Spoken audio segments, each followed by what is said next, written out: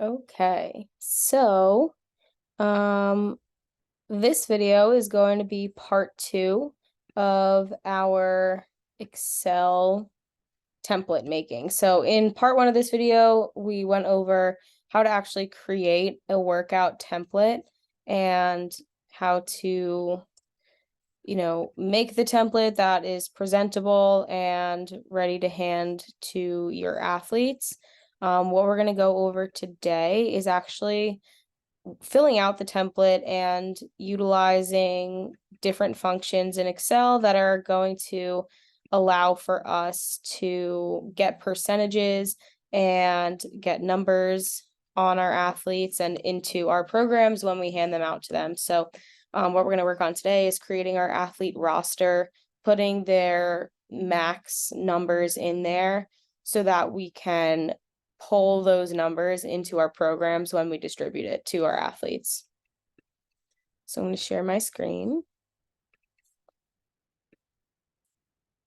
All right, so if you watch part 1 of this video, then we should have our templates that are looking like this and ready to go. So I'm just gonna delete some of this. So I was playing around with it earlier.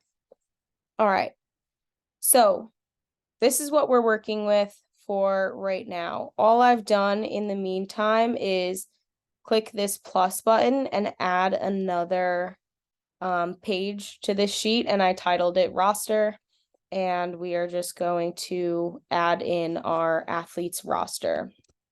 So I'll start off by writing athlete name, and I'm going to use our staff as our athletes' names.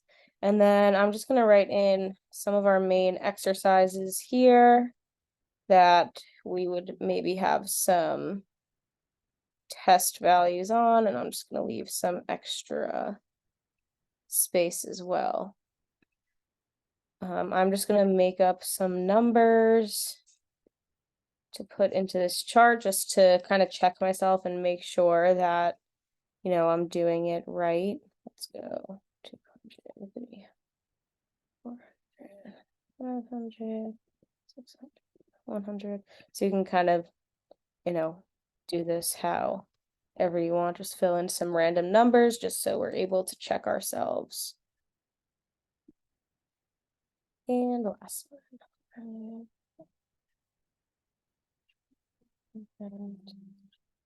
And 300. All right. So now what I'm going to do is I'm going to highlight these 4 cells, and I did this before, but I'm just going to write in athletes and hit enter. So that kind of just makes my athlete list for me.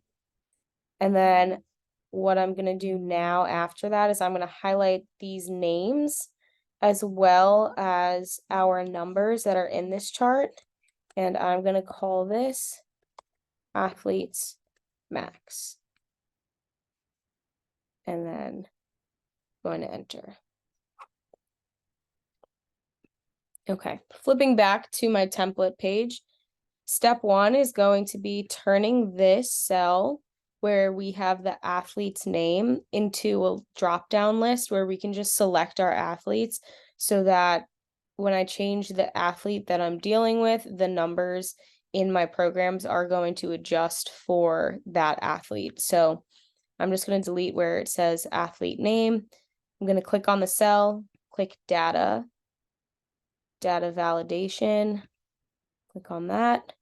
Where it says any value, I'm going to click there, hit list, and then I'm going to hit equals athletes. And I'm going to hit OK. Now what that does, this arrow appears next to there, and I could just select my athletes from that list of athletes that I created on my roster page. All right. Our next step is I am going to, I'll take like 4 cells here on these 3 rows. And I'm just going to merge them so I can see a little bit better. But basically what I'm going to do here is I am going to make a little table in the top corner That is going to help me pull the maxes for the athletes. And then this table will help get that data into my actual template. So here I'm just going to write exercise. Underneath that, I'm going to write max, and then training max if we're using a training max. Next to exercise, I'll write squat, bench press, clean, and I could use these other cells if I want to for other exercises that I may use maxes and give percentages for, but for the sake of this, I'll just leave it as that. Take these three, and I'm just going to merge them here as well. So I'm going to call this training max. This kind of box here, I made the value into a percentage. So all I would do is click on this drop down. If it's not already a percentage, it might just be general number. I'm going to click percentage. That way, when I write a number in, it comes out as a percentage. And I'm just going to leave it as that. Okay.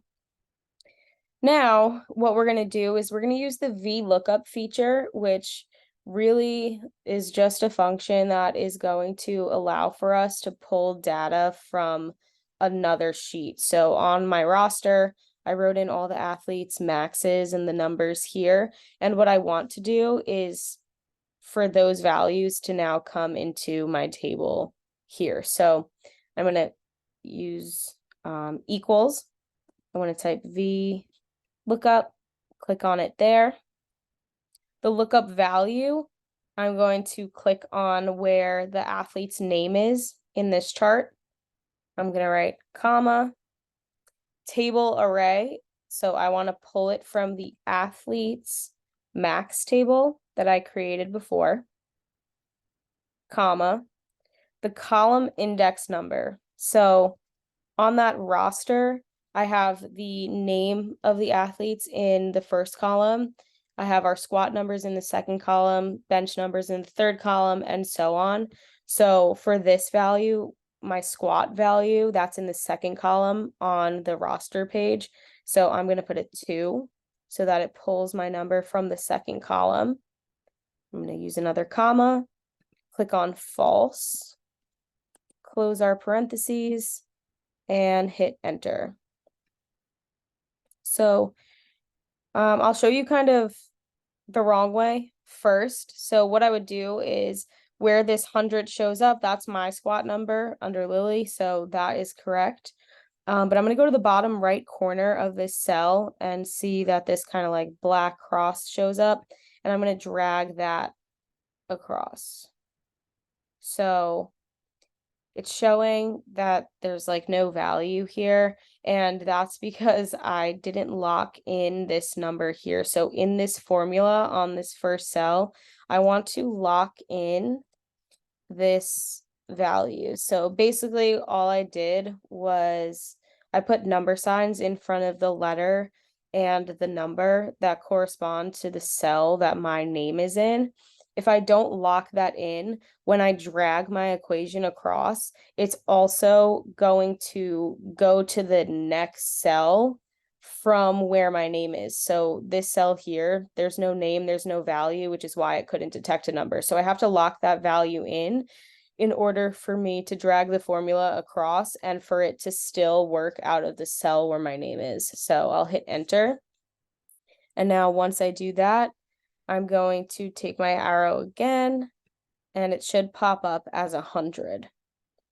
So that's step one. We have the values there, but now we just have to adjust them a little bit to make them, correct. I put my squat in as 100, my bench press as 200, and my clean as 300. So I can see that it's not pulling the correct value. So looking again, I'm going to click on where the bench press value is. And I mentioned that this 2 is for the second column in the roster that I created. So that reflects my squat number. But if I want my bench press number, I want to pull the information from the third column in that table. So now I see that my 200 shows up for my bench press number, And then finally for my clean, I'm looking at the fourth column. So I'm going to put a 4 there. And now my numbers are correct. All right, so next, if I'm using a training max, I, am maybe not going off of 100% of my 1RM. So rather than going off 100%, if I'm using a 90% training max, then I'm going off of a theoretical max number of 90 pounds. So what we're going to do here is I'm going to click equals. I'm going to do M round, and basically what that means is that I am going to make it so that this formula is going to round the value to the nearest 5. And the reason why I'm doing that is because with the plates that we have, our jumps are realistically going to be 5 pounds in the weight room, because we don't have plates that are smaller where I can do 1 to 2 pound jumps. So I want to go up by multiples of 5 with these values. And next, what I'm going to do is I'm going to click on my squat number, and I don't have to lock this one in with the dollar signs because I'm going to drag that formula across, and I want it to reflect our bench press and clean after that. So I'm just going to click on that squat number, and I'm going to multiply it by our training max. But this is a number that I do want to lock in with the dollar signs, because when I do bring this equation over, even though I want the bench and clean to kind of drag over, the training max is going to stay the same. So I just lock that in dollar signs. I'm going to click comma 5, so rounding to the multiple of 5. And I'm going to click enter, and I'm going to drag this across. And now I have 90% for each of those values. Okay. So this is what my chart looks like so far. I can add a border if I want. Don't really have to. I typically don't print these on my sheets. I kind of just have them as like a hidden thing in there, but you could print them if you want. I'm just going to add borders around everything. Okay. Now, the next step is I have my percentages, I have my numbers, but now it's actually going to be getting these values to appear on our workout cards. So I put reps of 5 here. Let's say I'm doing like, I'm just going to go some random percentages here. 65%, 68%, let's go 70, 70, 70. So if your numbers aren't showing up like this, I'll kind of use this third day here because I haven't already adjusted it. So what I'm going to do is I'm going to write, let's go the same percentages I just did, 65, 68, 70, 70, 70. I'm going to highlight this column. It's right now showing as a general number. I can either click this percentage right here, or I can use the drop down and click on percentages. All right, but what it did was it made it 6,500. So I just want to make it 65%, the 68%.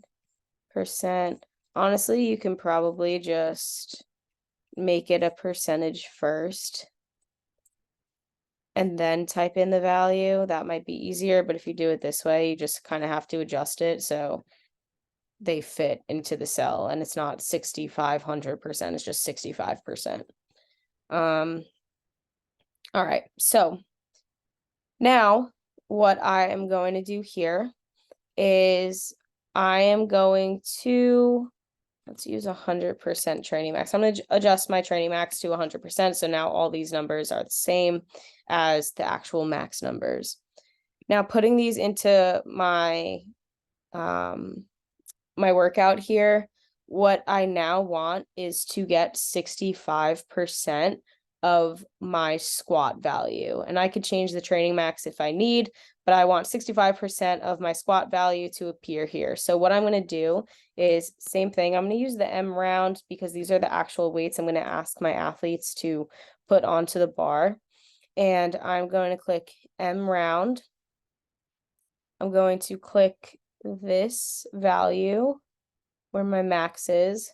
I am going to lock it in because I'm going to drag this equation and I want to use it. I'm going to multiply. And which row is this? G, H. And then I'm going to multiply it by H. I should be able to click on this number, but the equation's kind of getting in the way. So H18 is that cell where that 65% is. I could click on that number first if I want, but I just know it, so I'm going to type it in. And then I'm going to go comma 5 to that multiple of 5. And I have 65%. And then all I'm going to do here is I'm going to take that arrow and drag my equation down. So it's rounding to the multiple of 5, right? So even though I have 68%, the nearest multiple of 5 is 70. So it's going to round up that number. And then I'm just going to fix my borders here because I'm just being picky. So now I have my percentages. I have the weights that the athletes are actually going to be using. And let's kind of just check this. So if I switch to DJ, his numbers are a little bit different. So all these numbers up here adjusted, all the numbers here adjusted, and that looks good. So what I would do is if I were to continue to, fill out this card, I would put my percentages in this column, have my reps here, and then go through the same process for calculating my actual numbers. What I would do, just because when I zoom out, that doesn't really show, I'm just going to highlight and I'm going to click, oh, I already have it clicked, shrink text to fit. So if I'm zoomed out, it might kind of, it's actually staying, but just make sure that all your data is kind of fitting into the cells. It will print if it's showing up when you zoom in and out, but if you have too large of a value, like let's say the decimal is over a little bit, it keeps shrinking to fit, but if it wasn't, then the number wouldn't actually like appear there. It would kind of just be those number signs to show that there's like an error or something. Okay. So, like I said, in order to continue to fill out this sheet, I would just go through the same process in each of the cells. So even though it's a lot of work on the front end, once you actually have your template, then all your following templates will be kind of easier. So if I were to take this template and let's say I want to make the next phase for my teams, I don't have to start over and make a new template from scratch. So I would just take this sheet. I'm going to right click with 2 fingers on that sheet. I'm going to click move or copy. Let's go move to end, create a copy. Okay. And now I just have a copy of this sheet, and all I would do is let's call this phase 2. And now if I'm continuing to, let's say I go into a phase of 4s and I'm going to adjust my percentages. Let's say I'm starting at 70, I don't know, let's say I go up to, 75%. I already have my VLOOKUP in there. I already have my athletes in there. And I just make a new sheet that way. So like I said, a lot of work on the front end, but once you have your template, you can just copy it and use it for, your next training phase. All right. And that is it for creating our template and getting our numbers and some of the functions in there using VLOOKUP.